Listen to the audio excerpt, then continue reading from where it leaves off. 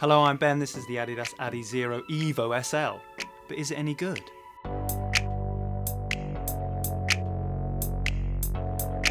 This is the Adizero Evo SL, the entry-level shoe of the Adizero franchise. This is the same franchise which includes such shoes as the much acclaimed Pro 4, the Takumi Sen, the Boston, and the Pro Evo 2. It's among fine company when we're talking about performance running shoes, but at £130, this is the entry-level version of the shoe. But don't get me wrong, this is not a budget performance shoe. This is a shoe that has absorbed and benefited from some development in the lab, and has now trickled down technology has made this a very affordable yet very high performance shoe, and I'll tell you why. First of all, the design and the fit. So at £130, there's a price point there, and there will be some things that have to stay and things that have to go to make that an affordable shoe.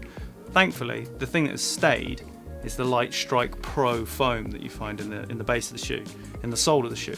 Really responsive, really lightweight. Some super shoes are very, very soft. The foam is very, very soft, and if you had it standalone, take all the rods, take the carbon plate out, some of that foam might be a bit tricky to run in.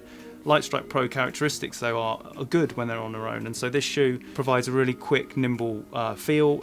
It's really nice to run fast in this shoe, and you don't feel any sort of unstable or unforgiving sort of like ride quality from a very soft foam. That's not what you get here. There's some characteristics of the shoe which are cheaper. The upper is very breathable, not so lightweight and as refined as some others, but perfectly good for what this shoe needs to do. The tongue is characteristically Adidas and thin. There's no padding on it at all. The laces are the same you find in most of the shoes. If you've ever had a problem with the lacings with Adidas with hot spots on the top of the foot or pressure points, they haven't changed that really for this shoe, so if that was a problem for you, it might still be a problem, but I haven't experienced that with any of the shoes, and none of the testers did either. Again, the heel counter, nice and padded, nice and secure.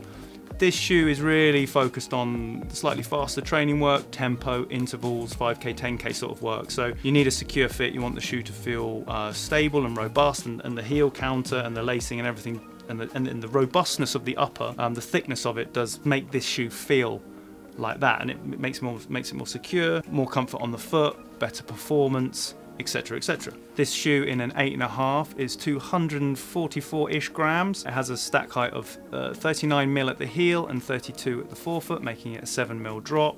That's a sort of reasonably racy drop. The main thing that you'll probably want to know about is what it's like to run in. Well, it's very nice to run in. There you go, end of the video. No, it's a very nice shoe to run in. Again, the characteristics of this foam mean that once it's on, and you can plod around in it on a day-to-day basis if you want to. It's not ideal for slower stuff. The foam absolutely allows you to. It's not an uncomfortable shoe, but it comes into its own when you move faster in it, and that's when the shoe begins to sort of work with you rather than against you. If you wanted a daily shoe and your average pace is pretty high, then great, I would go for this one. But if you're slightly bigger, slightly slower, for me, I wouldn't choose it as a daily slow run shoe. But faster work, it's really, really good. The fit, as I said, is fantastic, and that transfers into a great ride quality. You feel comfortable in the shoe, you feel reassured by it. It is slightly wider in the toe box than the original Adizero SL, which again makes a more stable platform. When you're moving, that just reassures you. It doesn't feel so narrow that there's a bit more sort of lateral movement. You get this adds a bit more stability and more comfort. The shape of the shoe has a mild rocker off the front of the toe. It's not as aggressive as the Pro 4. The Pro 4 and the other shoes in the range have a slightly more aggressive toe off because these are race day shoes.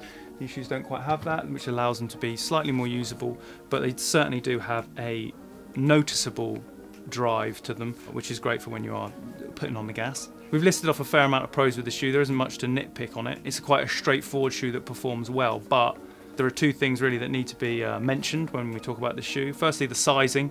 It's absolutely across the board unanimous decision that you need to go up half a size when you wear this shoe. So whatever you are in an Adidas, go up half a size.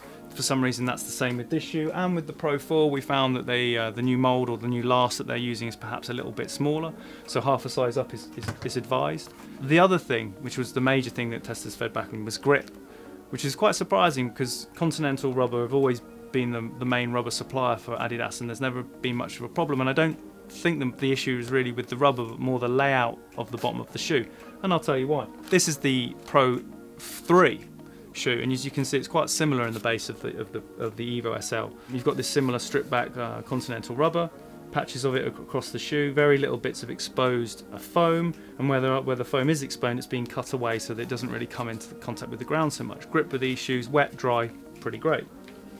Now you move over to the Evo SL, you can see that where there's exposed foam, there really isn't any cutaways. There's a small cutaway here in the midfoot, but towards the back of the shoe and off the toe here, very little difference between the edge of the rubber and the exposed foam. Now what's happened is that this foam, when wet, is pretty slick. We discovered when running in on wet surfaces, particularly on tracks and things like that, that just having this amount of exposed foam that sits so close to the rubber without any sort of degree of difference between the two compromise the grip of the shoe, which was quite interesting. Also not great, but there's a flip side to that, and there's that how often are you going running in the rain on a track?